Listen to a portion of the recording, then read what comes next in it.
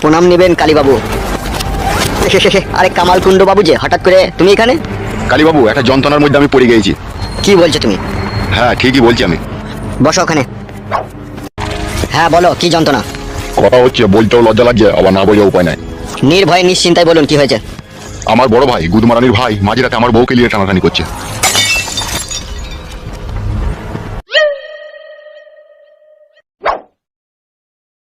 কি এইসব কথা বলছো তুমি? তোমার বউকে নিয়ে টানাটানি করছে মানে মাঝরাতে? কিছু তো বুঝতে পারলাম না আমি।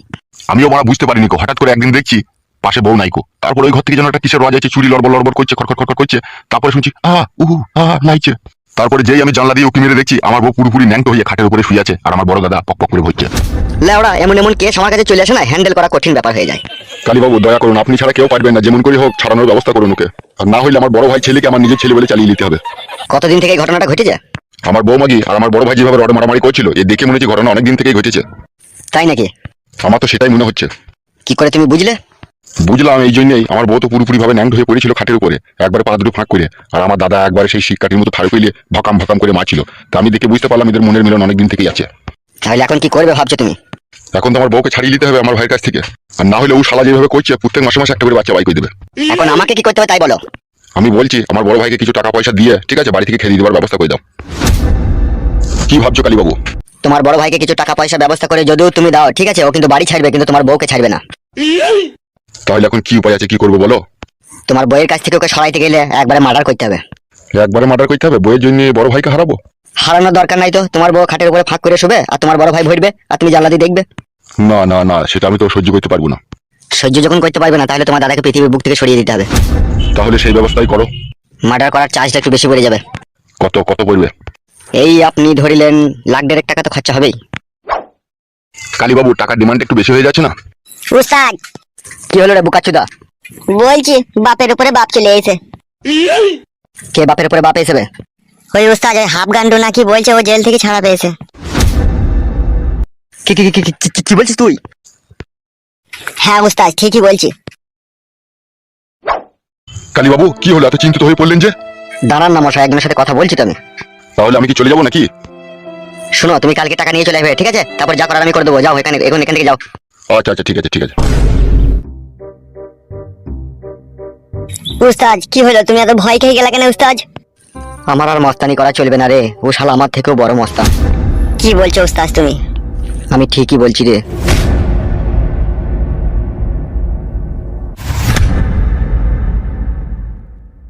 তাহলে উস্তাদ এখন কি হবে? আমরা মস্তানি না করতে পারলে খাবো কি করে? আমাদের সংসার কি করে চলবে উস্তাদ? কি বে, তো শাড়ি মিষ্টি ফেরত নিয়ে কেন? লাইনি তো মারা গাল দিছিল। তা বলছি কি বাড়া, তোমাকে এতক্ষণ কি শুনছো তুমি?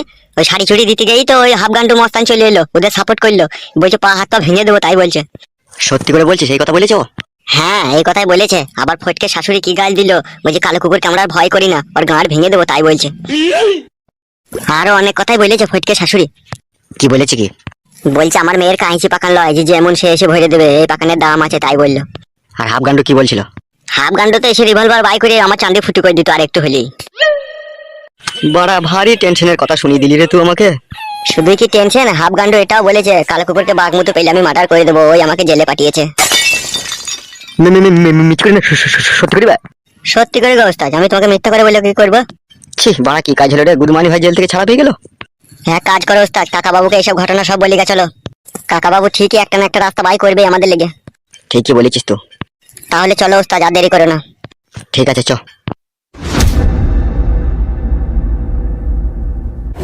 কি দেখছো ফটকে এরকম করে? তুমি যেইভাবে তাকিয়ে রয়েছো মনে হচ্ছে কোনোদিনও তুমি আমাকে দেখোনি, এমন ভাবে তাকিয়ে দেখছো। আসলে কথা হচ্ছে কি জানো রূপাজান, আমার এই দুই চোখে যতই তোমাকে দেখি ততই নতুন লাগে। আমার ভাগ্যর নসিবের তালা যে এইভাবে উপরওয়ালা খুলে দেবে আমি কখনো স্বপ্নেও ভাবতে পারিনি। তোমার মতো লাল টুকটুকে ফুটফুটে বউ যার কপালে জুটে সে বড়ই ভাগ্যবান গো। তাই নাকি ফটকে? হ্যাঁ, আমার মনের খাঁচার ময়না পাখি, তোমাকে আমার এই হৃদয়ের স্পন্দন দিয়ে তোমাকে আমি ভালোবাসি। তোমার এই নরম কোমল সৌন্দর্য রূপের ছোঁয়ায় আমি ম্যাড হয়ে পাগল হয়ে গেছি। যতই আমি তোমাকে দেখি ততই আমার খাবলা খাবলি করতে ইচ্ছা হয় তোমাকে। আমার এক এক সময় বড় নিজেকে অসহায় লাগে আর ভয় লাগে। তোমাকে সারা জীবনকালের মতো আপন করে পাবো তো? আমাদের ভালোবাসা থেকে বাধা দেবে না তো? আমার দিকে তাকাও ফটকে। জীবনে যতই ঝড় তুফান আসুক না কেন, তোমাকে আমি ভালোবেসেছি, তোমাকে আমি মন প্রাণ সুপে দিয়েছি। তোমাকে ছাড়া আমি আর কাউকে চাই না। তাহলে যদি তোমার স্বামী আমাদের এই ভালোবাসায় বাধা দেয় তাহলে কি করবে জান তুমি? আমি স্পষ্টভাবে তাকে জানিয়ে দেবো আমি আর তোমার ভাত খাবো না, তোমার সাথে সংসার করবো না, তোমাকে আমার আর ভালো লাগে না, আমি তাই বলে দেবো। তোমার স্বামী যদি না মানতে চাইলে কোর্টে থেকে ডিভোর্স করে দেবো। তোমার স্বামী যদি পাগল হয়ে যায় তোমার লেগে, আমাদের ঘরের দুইয়ের সামনে যদি সারা রাত দিন বসে থাকে আর যদি বলে আমি তোমাকে ছাড়া যাবো না, তাহলে কি করবে তুমি? আমি ঘর থেকে বেরোবো না। সত্যি জান তুমি আমাকে এতটাই ভালোবাসো? শুধু ভালোবাসি কি বলছো? তুমি আমার রক্ত মাংসের সাথে মিশে গিয়েছো, তুমি আমার কলজির ভিতরে আছো। আর এইখানটায় আছি তো আমি। তুমি বড্ড কেলাচুদা। কেন জান কেলাচুদা বলছো কেন? একটা মেয়ে যদি তোমাকে ভালোবেসে তার শরীরের প্রতিটি অঙ্গই প্রত্যঙ্গই যদি তোমাকে মিশিয়ে রেখে দেয়, তার যদি বুকের ভিতরে কলজির ভিতরে তোমাকে রেখে দেয়, তাহলে ওখানে গিয়ে রাখতে তোমাকে বাকি রেখেছে বলছো? তুমি ভুল বুঝো না জান, আমি বলছি এই জন্য আমার আগেও তো একটা বউ ছিল, সে নামেই বউ ছিল, কিন্তু সে আমাকে ওইখানে রাখতো না। ওইখানটায় গেলেই না সে আমাকে লাত মেরে ফেলে দিত। যে মেয়ে তার স্বামীকে তিনকুনা বাকুড়িতে ঢুকতে দেয় না, ওখানে চাষ করতে দেয় না, ওখানে চুমু খেতে দেয় না, ওখানে আদর করতে দেয় না, সে মেয়ে লেগে সেই সব মেয়েকে জানতে হবে পর পুরুষের সাথে তার ভাব ভালোবাসা আছে। ঠিকই বলেছো তুমি, ও খানকে এরকম কইতো, পর পুরুষের সাথে মনে লটঘট কইতো, নাইলে ওরকম কইতে দিবে না কেন এখন বুঝতে পারছি আমি। তুমি এইটা নিয়ে কখনো কোনো সময় চিন্তা করবে না, যখন খুশি এসে তুমি ঝাঁপ তুলে দিবে। সব সময় এসে আবার ঝাঁপ তোলা হয়? কখন কাজ করবে ঘেমে থাকবে, কখনো হয়তো পিশাব করে পানি নেবে না, মুত গন্ধ করবে, সব সময় ওসব করা যাবে না। আমি এমনি তোমাকে বলছি ওটা তো তোমারই, তুমি যখন খুশি যা খুশি করতে পারো। হ্যাঁ শোনা তা তো করতে পারবো, কিন্তু ওই জিনিসটার একটা টাইম থাকে। আমি ওই রাত 9টা 10টার পরে ভাত মাত খাওয়ার পরে একটা বিড়ি ফিড়ি খেয়ে তারপরে ওইখানে একটা 300 টাকা দিয়ে ফক সেন কিনবো, ওইখানে ফিস করে দুবার টিপে দেবো, একটু সেন হয়ে যাবে, তখন আমি ওই আরাম করে কাজ করবো। তাই আর মুত গন্ধটা করবে না। ওইটা সবসময় গন্ধ করে না, যখন ওই মেন সেন্স হয় তখন হয়তো 2 একদিন গ্যাস করে। হ্যাঁ জান সেই জন্যই তো আমি একটা পারফিউম কিনে রেখে দেবো। আর আমি যখন ওইখানে ভরবো না একবারে গুত্তু মেরে ভরে দেবো। তুমি বুঝতে পারছো না বউ, আমার একটা আবার সমস্যা আছে, আমি বেশিক্ষণ আবার খারাপ হয়ে যাওয়ার পরে পানি ধরে রাখতে পারি না, ওই জন্য আমি গুত্তু মেরে ভরে দিই যাতে তাড়াতাড়ি বেরিয়ে গেলে আমার আরাম হয়, সেই জন্য। তাই করবে, তোমার যা ভালো লাগবে তুমি তাই করবে।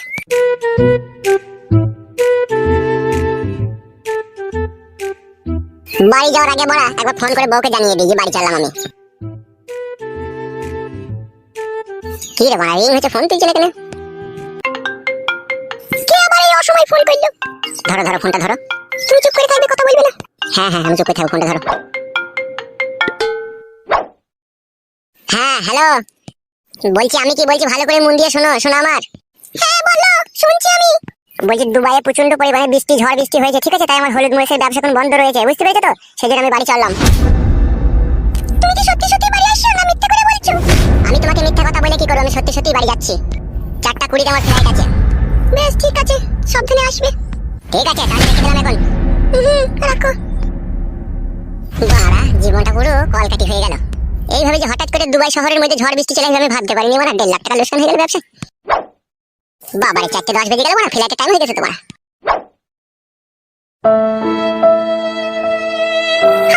তাহলে এখন কি হবে? ও তো বাড়ি আসছে। সেটাই তোমার, তাহলে কি করবো গো? আমি তোমাকে আগেই বলেছি ফটকে, আমি আর ওই বাতারের সাথে সংসার করব না, আমি তোমার সাথে সংসার করব। তুমি যাও একটা ব্যবস্থা করো। কি ভাবছো? আর তো ভাববার কিছুই নাই, যা ভাবার ছিল তা ভেবে নিয়েছি। এবার তোমাকে নিয়ে পালানো ছাড়া তার কোনো পথ নাই। ও তো বাড়ি চলে এলে তার নিয়ে পালানো হবে না, তার আগেই তোমাকে নিয়ে পালাইতে হবে। হ্যাঁ তা তাই করো। তুমি এক কাজ করো, তাড়াতাড়ি তোমার জামা কাপড় কটা ব্যাগে গুছিয়ে নাও, দিয়ে চলো আমার সাথে। হ্যাঁ আমি তাই করছি। আর একটা কথা শোনো, রাস্তায় যেতে যেতে কেউ যদি জিজ্ঞেস করে কোথায় যাচ্ছ কিচ্ছু বলবে না তুমি, ঠিক আছে?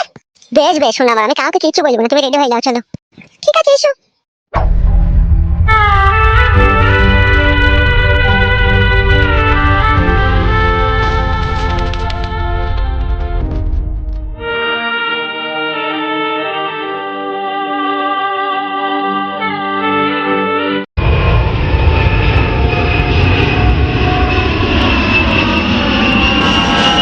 উদুমপুরে পুটকি মাইতে গিয়ে পরপর 4খানা নিরোধ বাস্ট, তাই নিয়ে সিবিআই তদন্ত। নিরোধ ফাটানোর আসামিকে এখনো খুঁজে পাওয়া যায়নি। রীতিমতো আসামিদের বয়স ছিল 60 থেকে 65 বছর। 4 জন যুবক মহিলাকে কিস্তির টাকা পরিশোধ করে দেওয়ার নাম করে ডেকে এনে তাদের সাথে এরকম দুর্ঘটনা ঘটিয়েছে। লেওড়া, এটা মানা যায়? তারপর কি যেন লিখেছে, আসামি গ্রেপ্তার হওয়ার সময় বাংলা মদ খেয়ে ফুল নেশা অবস্থায় পড়েছিল, সেই মুহূর্ত পুলিশ যে অ্যারেস্ট করে। আমি আসছি তো। কি হলো, কি হয়েছে কি বে? কাকা বাবু সব খিচুড়ি হয়ে গেছে। কিসে খিচুড়ি হয়ে গেছে বে? বলবে কাকা বাবুকে ঘটনাটা খুলে। বাবা আমাদের চিরশত্রু হাফগান্ডু জেল থেকে ছাড়া পেয়েছে। মিচ্ছি করে মারা। না গো কাকা বাবু, সত্যি করে। হ্যাঁ বাবা, ও নিজের চোখে দেখেছে। কোথায় দেখলো? ওই তো কাকা, আমি ওই উস্তাদের কথা মতো ফটকিদের বাড়িতে জামদানি শাড়ি আর মিষ্টি দিতে যাই, আর সেই সময়তেই ওকে আমি দেখতে পাই। জামদানি শাড়ি আর মিষ্টি দেওয়াতে দেওয়ার কি দরকার ছিল? ওই উস্তাদের একটু মন হয়েছিল ফটকির বইয়ের ওই বাকুড়িতে একটু চাই দেবে বলে। ভাই গুদমারানি ছোড়া, তোকে আমি বলি নিবে? হ্যাঁ, তুই বিয়ে কর, তুই পরের মেয়ের পেছু পেছু ঘুরবি না শালা। আমি ওই একবারই চান্স নিতে গিয়েছিলাম। চাইনিতে গেলা গুদমারানি ছোড়া, চাইলে ওরা জায়গা পাওনি তুমি? আমি কি করে জানবো বাবা যে এরকম হয়ে যাবে? দেখি হয়েছে কি বে, ঘটনাটা খুলে বলবে। ফটকির বউকে আমি শাড়ি আর মিষ্টি কিনে বগাটির হাতে দিয়ে পাঠাই। ওখানে দিতে গিয়ে ফটকির বউ আমাকে গাল দিয়েছে, ফটকির শাশুড়িও গাল দিয়েছে। আর ওইখানে উপস্থিত হয়ে গিয়েছিল হাফ গান্ডু, আর হাফ গান্ডু আমার নামে বলেছে যে ওকে পেলে মার্ডার করবো, আর একে আবার পিস্তল ফিস্তল দেখিয়েছে। শালা বেশ, আমি পেপার পড়ছিলাম, শালারা এমন এমন কথা বলে না, এসে পিলি শুধু চুমকি যায় মারা। তাহলে এখন কি করবো কাকা বাবু, বলি দেন। এখন তোরা এই মুহূর্তে আমার চোখের সামনে থেকে যাবে, আমাকে একটু ভাবতে দে এই বিষয়ে। এ আয় বেপালি আয়।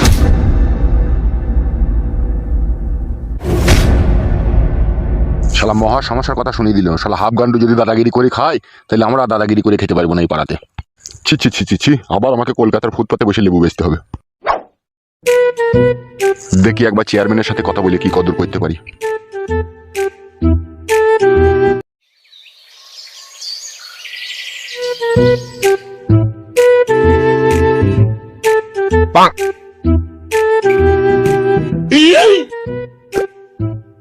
কি ব্যাপার, এই মেয়েটা তো আমাদের পাড়ারই, এই ছেলেটার সাথে কোথায় গেছে? ওগো ও বৌমা। কি হলো, ডাকছো কেন? এই ছোড়া, তোকে বলিনি রে, বৌমাকে বলছি। বলছি বৌমা, তুমি সকালবেলায় বাড়ি ছেড়ে কোথায় চললে? লবণ খেতে গেছি আমাদের বাড়িতে। এই অন টাইমে বানা লবণ কোথায় হচ্ছে? পালিয়ে এসো গো। হ্যাঁ চলো। ওই মোরা আমাকে খাপা পেয়েছি নাকি? অন টাইমে লবণ কোথায় হচ্ছে রে মোরা? অত তোমার কই ফুটলি লাভ কি, কোথা হয়েছে না হয়েছে, আমাদের বাড়িতে হয়েছে লবণ। বৌমা ও বৌমা। যা বলবে তাড়াতাড়ি বললো, আমাদের বাড়িতে মেলা অতিথি এসেছে, লবণ ফুরিয়ে গেলে আমরা খেতে পাবো না।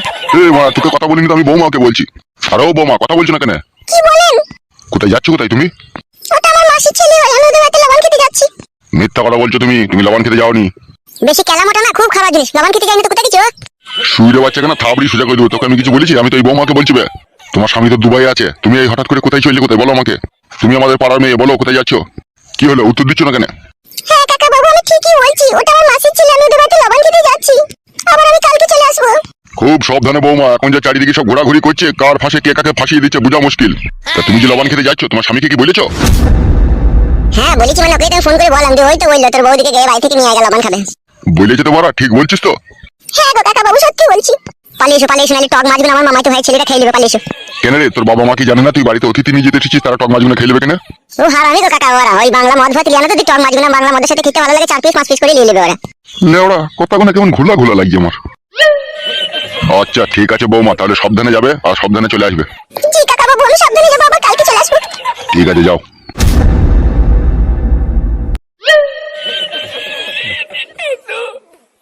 লেওড়া, ওরা কি আমাকে সত্যি কথা বললো নাকি মিথ্যা কথা বললো, কিছুই তো আমরা বুঝতে পারলাম না।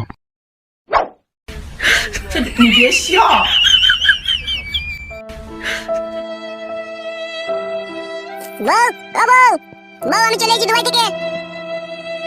কি রে বাবা, বউয়ের কোনো সাহস শব্দ নাই কিনা? কই দাও শোনা বউ।